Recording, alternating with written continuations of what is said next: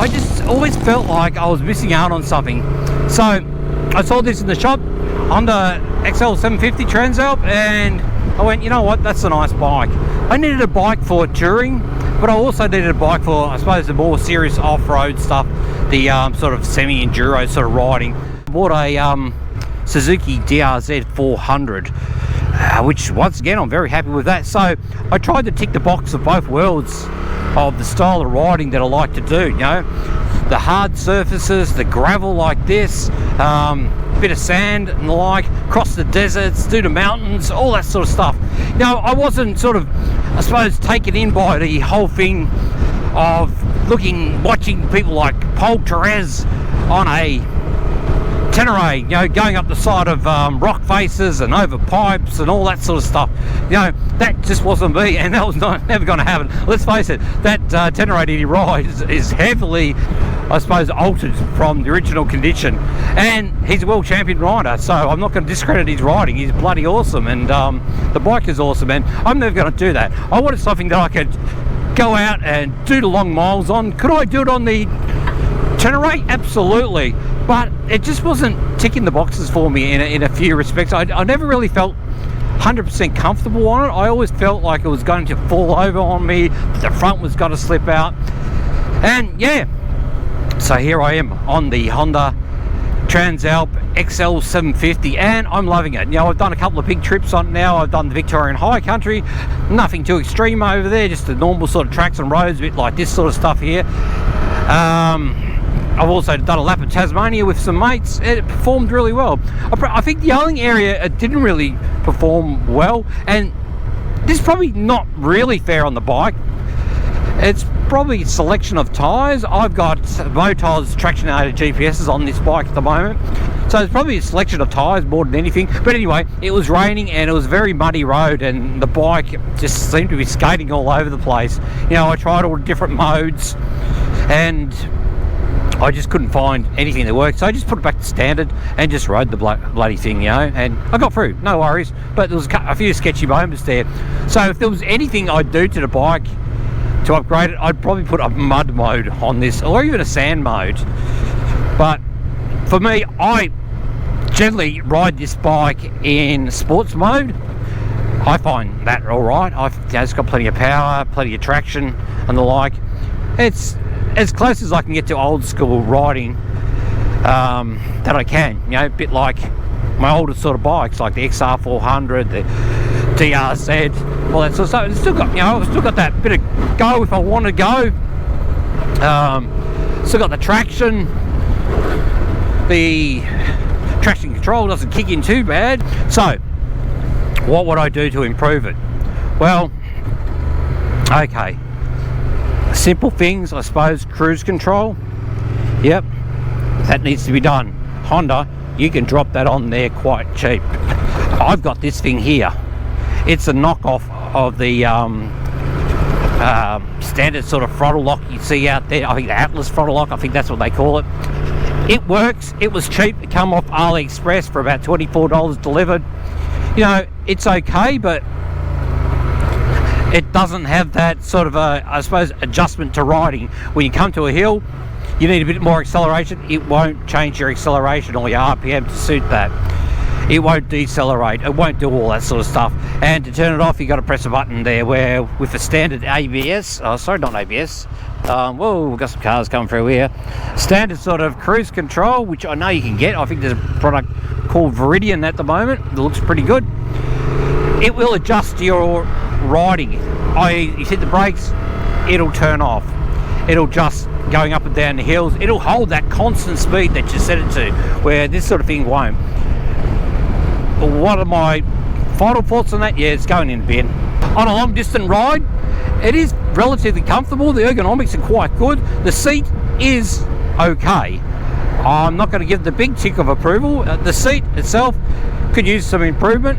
Some people say it's quite okay. I think it needs a little bit of improvement, especially if you're doing a full day ride, you know. So I might do 500 to 800 kilometers in a day, and you know, your butt's not moving around a lot, so you don't get a lot of blood flow down there, and it tends to get a little bit sore after a while. So I've got this mesh seat cover over it, a 3D mesh seat cover, that I'll actually lift up and pack a t-shirt under it or a bit of foam or something like that, just to make it a little bit more comfortable. So number one improvement, I suppose, or the first improvement, would be a bit of work on the seat itself to make it a little bit better.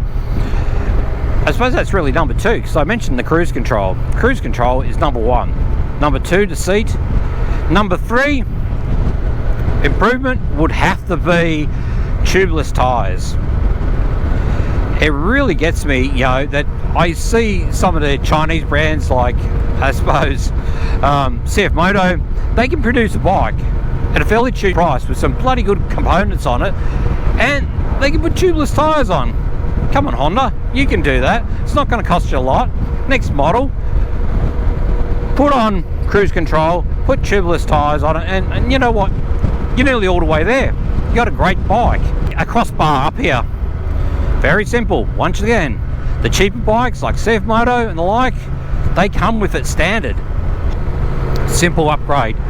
Adjustable windscreen would be good, but the wind buffering doesn't really affect me too much. I do have some little side cowl things coming in the mail very soon, which should take a bit of the buffering away, but I find most of the wind tends to be coming from the side, not so much the top. That seems to go right over me, the wind. It comes around the side here. I suppose at the end of the day, all these items I'm talking about are not a deal breaker.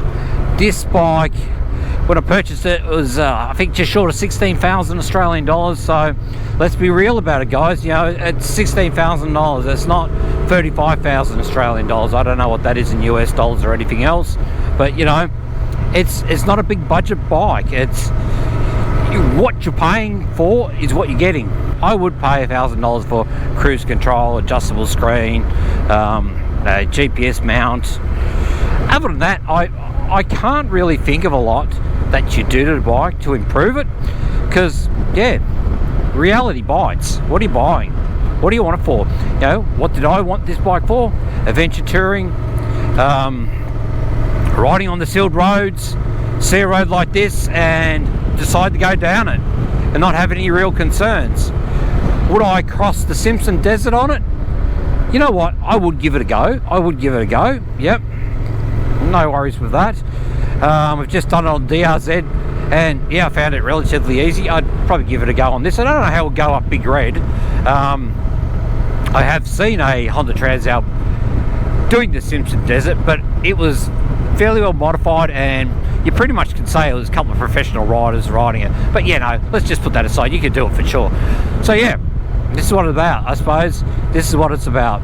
It's about having a bike that ticks the boxes that you mostly want to tick. You're never going to tick all the boxes. Let's be real. Let's be real about that. I'd like to be able to tick all the boxes with one bike, and I'm probably going to get some comments down below. People saying you can buy this or buy that. My personal opinion, this is the sort of tracks that this bike is 100% suitable for. You know, unmaintained tracks, easy riding, you know, a bit of undulation, a few potholes, a bit of loose gravel, a bit of mud here and there, and possibly some loose sand. Perfect. You know, you're going to get by on a bike like this. Now, you may not agree on that. You may think that this is bike is much more capable, and it is. Oh, listen to that traction control kicking in. I love the sound of that. I don't know if you can hear that. It goes brrr.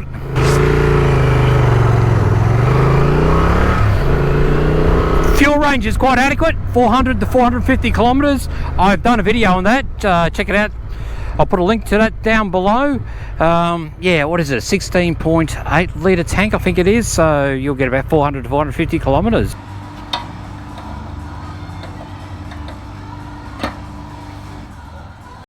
Well, that's the bike fueled up. Let's continue on. I put 91 octane rating in this tank. Sometimes I will run 95 or 98, but you know what, it doesn't really make a lot of difference. 91's fine, it's a little bit cheaper. So let's hit the road. At the end of the day, has this bike performed as I would expect it to? Yes, it has. I purchased it for adventure touring. It's been giving me everything I want without going too crazy. Did I expect it to be an enduro bike? No. Did I expect it to cross the sandy deserts? No. Could I do any of that? Probably could, but at high risk. And believe me, if you were to come off, it'd probably cost you a fair bit of money in repairs. There is a bit of plastic hanging off the side of this, Tupperware as I call it, so you always run that risk if you come off on a bike like this. You got to do a bit of damage. So I do have full protection on this bike as far as crash bars go. I've got the front crash bars and also the pannier racks at the back, and bark busters and a bash plate. I've done some videos on that, you check those out, and that's all you really need to get by. This is a bike that cost me less than $16,000. I got what I expected for $16,000. I'm being generally happy. It's given me everything I wanted to do. It's given me all these sort of roads that I can ride on. Sealed roads, handles them very well with luggage on the bike, no worries. And you know, if I see that odd sort of I suppose single lane or something like that, I know I can turn down it and quite safely ride that single lane without any real hassles. But yep, we'll come back to reality. What are you buying your bike for? What is your expectations of this bike?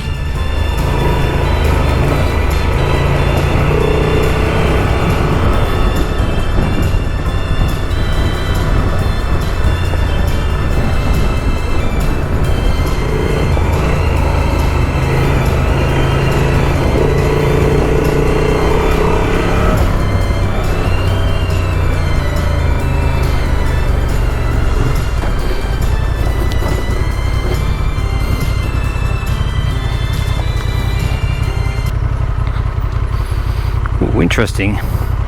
It's like the Enduro boys have been riding down the side there. Let's go check that out.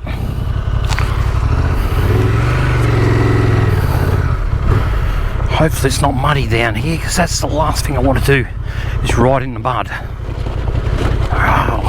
Oh, she's going. No, it's not.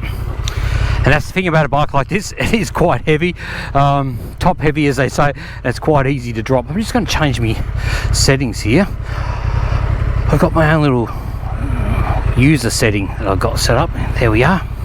Let's run down on that. So gives me plenty of power, turns off the or gives me full engine braking, full traction control, and runs the ABS at a minimum.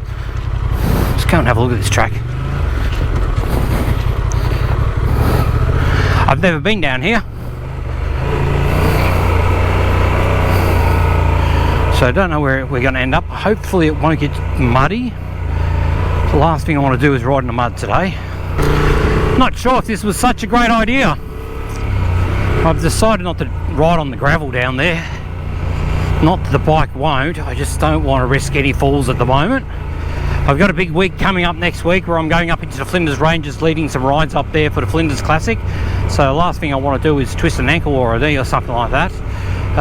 But yeah, hey, it looks like we're going to be forced onto this gravel. That's fine.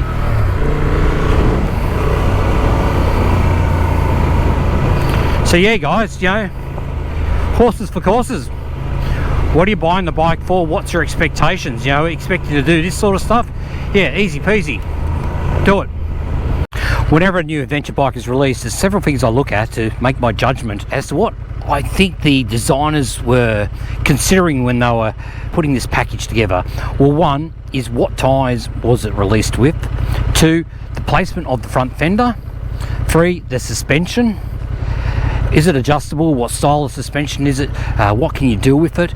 And I suppose the ergonomics, the layout of the bike, how everything sits, and how much plastic is on the bike, what can get damaged, and also the rider modes. If you think about the design of the bike, that's what it's about. It's about riding along a highway, finding that odd dirt road, dirt track, and going up it, not going up massive sand dunes or big rock faces like that, but being realistic about what the intent of the design is.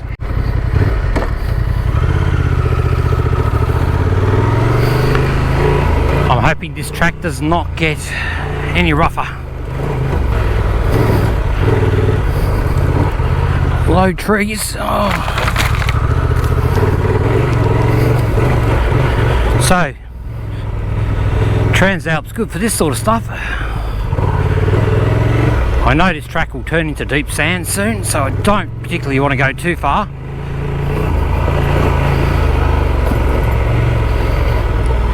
But if I do come across a bit of sand, I'll give it a bit of a shot. As long as it doesn't get too tight. Ooh. Rock and roll, rock and roll. Gotta watch out for the enduro boys because they'll fly through here. Last thing what I have to do is try to turn the bike around here. It's tight. Fish, tight like a tiger.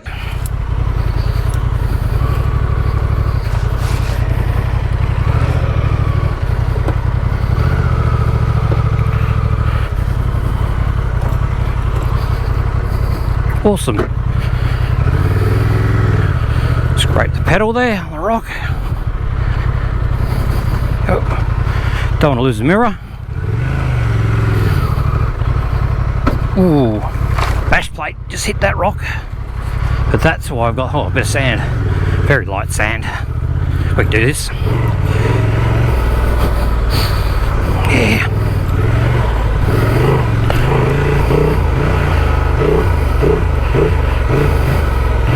So I'm just cruising along in this sand here. It's, you know, it seems okay.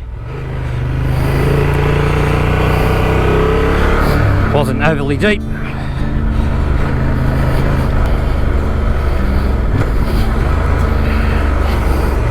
Not a big fan of the whoops. So just keep it into it, I suppose. Well, I think it's about to start raining, so I'm going to shut down. Yeah, I think these roads will get very slippery very quick with a bit of rain on them. Time to head home and warm up. So thanks for watching, guys. Don't forget to subscribe, like, comment and share this video. It wasn't a full review of the Honda Transalp. It's just my thoughts, you know, and I can probably go through a few more things, but just giving you a bit of an idea if you're thinking about buying one of these bikes. Would I recommend it? Absolutely. Am I going to keep it? Yeah, I do. I tend to keep bikes for about 2 years at a time and sell it and trade up or trade across to a different style of bike, but I think I'll keep this. I want to finish it off, put a few more items on it, and I'm going to be very, very happy. So anyway, guys, thank you. Thanks for watching. The sky's getting dark and time for me to go home. Cheers.